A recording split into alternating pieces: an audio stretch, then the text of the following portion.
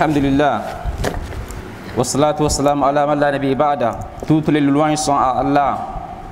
Nous le remercions, nous recherchons son aide, nous recherchons sa bonne guidée, nous le louons, nous demandons qu'Allah nous préserve du mal de nos âmes et de nos mauvaises œuvres. Celui qu'Allah guide, nul ne peut le garer, et celui qui l'égare, nul ne peut le guider.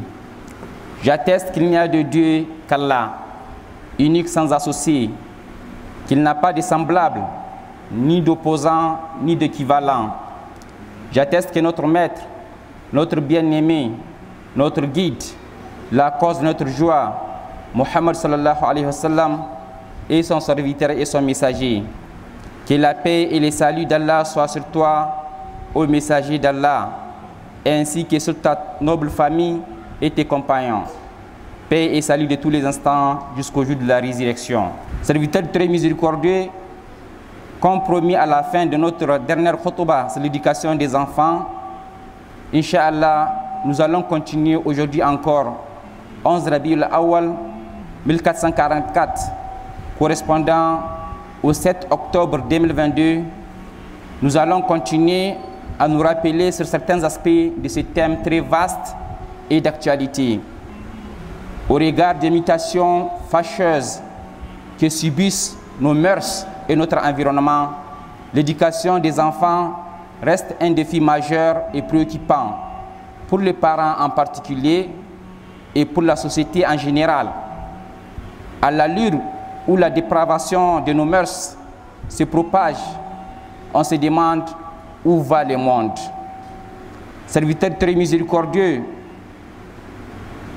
nous pouvons atténuer le dégât ou même le prévenir en nous investissant conséquemment dans l'éducation de nos enfants.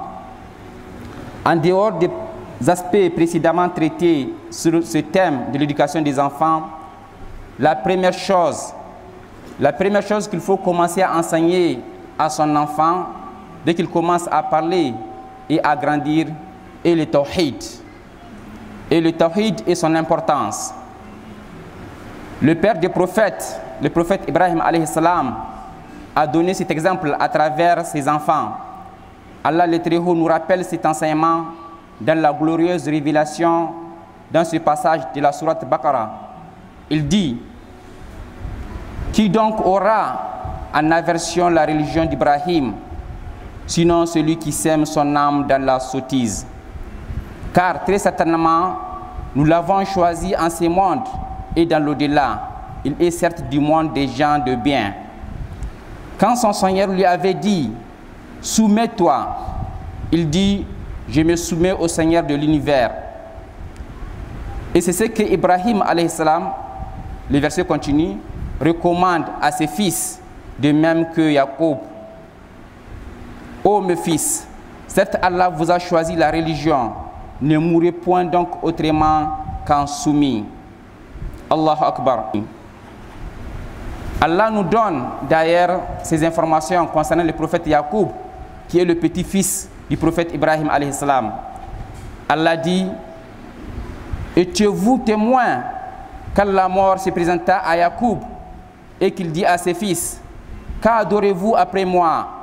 Ils répondirent: nous adorerons ta divinité et la divinité de tes pères, Ibrahim, Ismaïl et Ishaq, divinité unique et à laquelle nous sommes soumis. Allahu Akbar. Pour sa part, le messager d'Allah sallallahu alayhi wa sallam a aussi beaucoup insisté sur l'enseignement du tawhid dès leur bas âge, purifier leur croyance et renforcer leur confiance et attachement à Allah.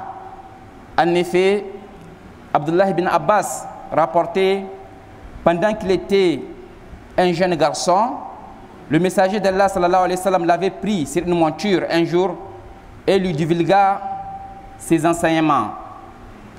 Le prophète lui dit: ô jeune homme, je vais t'enseigner quelques paroles. Il dit: préserve Allah et tu le trouveras devant toi. Souviens-toi d'Allah dans l'aisance et il se souviendra de toi dans la difficulté. Sache que ce que tu as manqué ne devait pas t'atteindre et ce que tu as atteint ne devait pas te manquer. Serviteur très miséricordieux, cette attitude d'enseignement de Tawhid en priorité aux enfants était partagée par les compagnons et les pieux prédécesseurs. On rapportait que Salma enseignait à son fils Anas radiyallahu anhu en lui disant: dis, il n'y a nulle divinité qui ne mérite d'adoration si ce n'est Allah, et dit que Mohammed sallallahu alayhi wa sallam est son envoyé et son messager. Elle lui enseignait cela avant de le nourrir. Serviteur très miséricordieux, après l'enseignement de Tawhid aux enfants, parmi les plus importants des sujets que nous a indiqué le messager d'Allah sallallahu alayhi wa sallam, il y a le fait d'ordonner à nos enfants d'accomplir la prière et de leur enseigner les lois de la prière. Allah Ta'ala dit: ordonne à ta famille la salat et fais-la avec persévérance.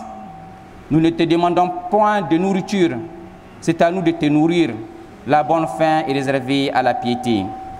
Sourate 20, verset 132. Allahu Akbar.